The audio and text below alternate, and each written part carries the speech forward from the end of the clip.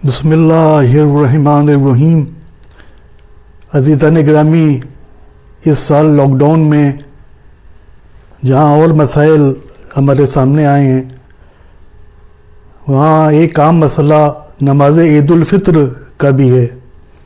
लोग तज़ब्ज़ुब का शिकार हैं, बहुत से लोग, कि वो नमाज ईद उल फित्र कैसे पढ़ें, जबकि लॉकडाउन की वजह से मस्जिदों में पढ़ने की इजाज़त नहीं है और जो जामा मस्जिद है या ईदगाह है वहाँ भी पढ़ने की इजाज़त नहीं है और हमको उनको फॉलो करना है।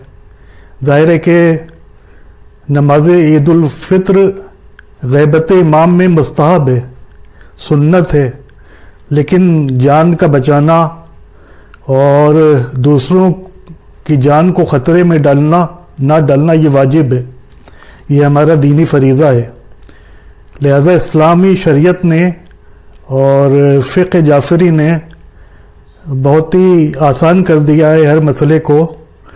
तो वही मैं आपके सामने पेश करना चाहता हूँ कि नमाज ईद उल फित्र जो है वो मुस्तहब है और ये नमाज जो है ये हम बेहतर तो ये है कि जमात के साथ पढ़ें, लेकिन अगर जमात किसी वजह से ना हो सके या हम शरीक ना हो सकें तो फिर हमको हुक्म है कि हम फुरादा भी ये नमाज़ पढ़ सकते हैं।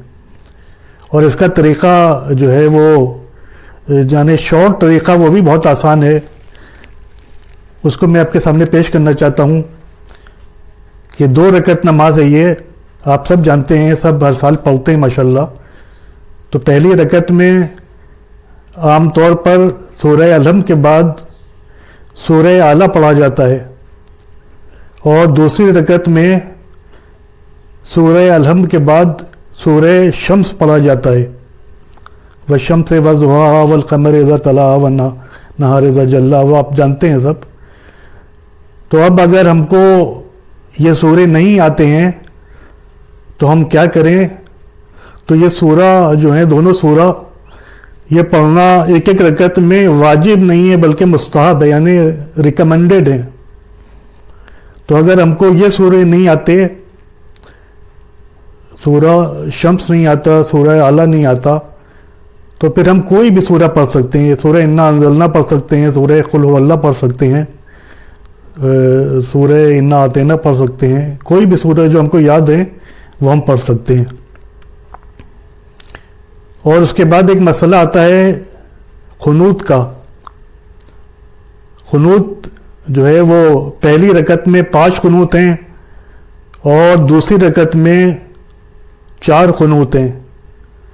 और आम तौर पर जो हम नमाज ईद उल फित्र में खुनूत पढ़ते हैं ये थोड़ा यानी लंबी खुनूत होता है, लंबा होता है। अल्लाहुम्मा अहलल किब्रिया वल अज़मत व अहलल जुद व लफ़ व अहल रहमा व लफ़ा व अहल तक़वा व मग़फ़िरा, आप सब जानते हैं।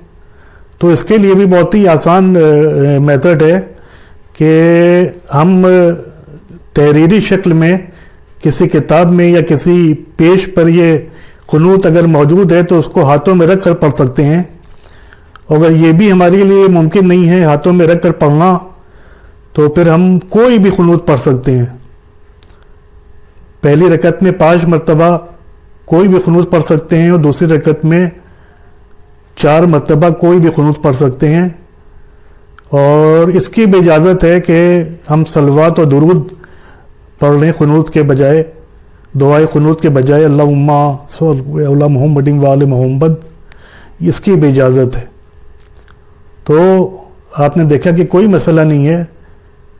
पहली रकत में सूरह आला के बदले कोई भी सूरा पढ़ सकते हैं, दूसरी रकत में सूरह अलहम के बाद सूरह शम्स के बदले कोई भी सूरा पढ़ सकते हैं।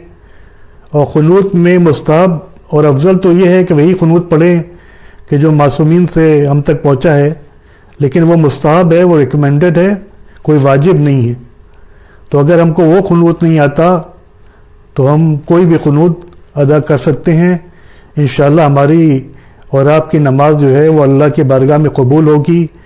इबादत की शर्त है इखलास, यानी सिर्फ़ और सिर्फ अल्लाह की रज़ा के लिए, अल्लाह की खुशनुदी के लिए इबादत को अंजाम दिया जाए। तो इंशाअल्लाह अगर हम इस तरीक़े से नमाज़ पढ़ेंगे तो हमारी नमाज जो है वो कबूल होगी اور آپ سے ایک اور گزارش ہے کہ آج 29 رمضان المبارک ہے. آج کی شب چونکہ یہ وبا بھی چل رہی ہے، یہ سب گناہوں اور نافرمانیوں کا بھی اس کا ایک سبب ہے، تو امام زین العابدین علیہ السلام کی دعائے توبہ ہے، اس کو ہم ضرور پڑھیں. 2 رکعت نماز توبہ پڑھیں تاریکی شب میں، رات کے اندھیرے میں گڑ گڑا کر خضوع اور خشوع کے ساتھ، پوری کنسنٹریشن کے ساتھ.